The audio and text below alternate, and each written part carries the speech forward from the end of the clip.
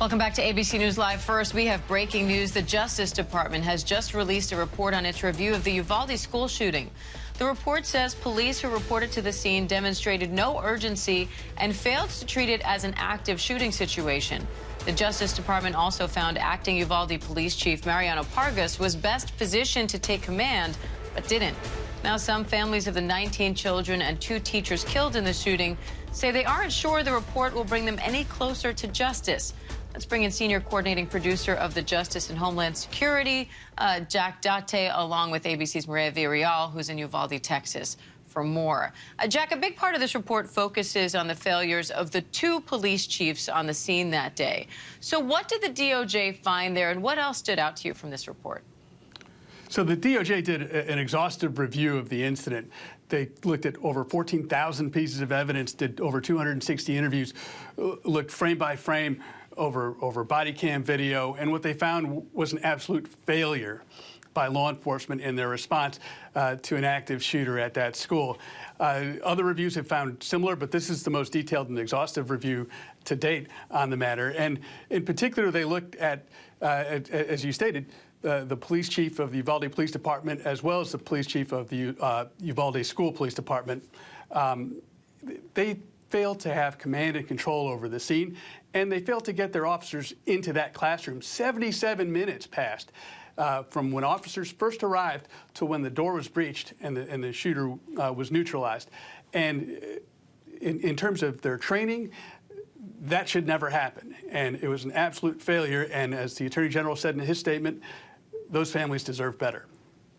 Maria, you spoke to some of these families after they met with Attorney General Merrick Garland last night. What are they telling you? So our team in Uvalde has been in close contact, right, with the families since the incident, so well over a year and a half. And last night, they actually had a meeting, yes, with the team from DOJ. They did not get access to the report last night, but they did get access to the Attorney General, and they were able to speak with him for well over 2 hours. And there was a lot of back and forth questions about the report because it is so detailed.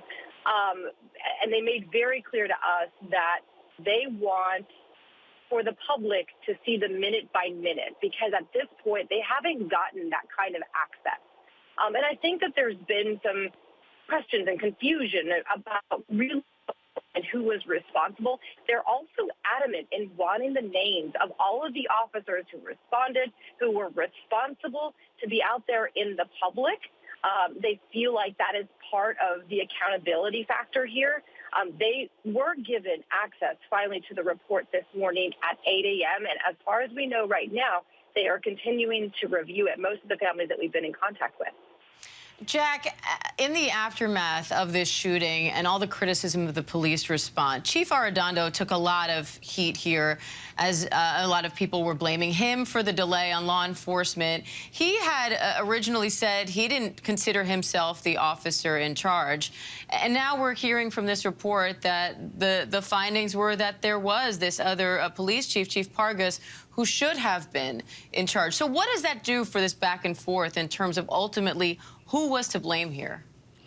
Well, in incidents like this, police need to assign clear areas of responsibility, and they need to establish command and control. That clearly wasn't done in this case.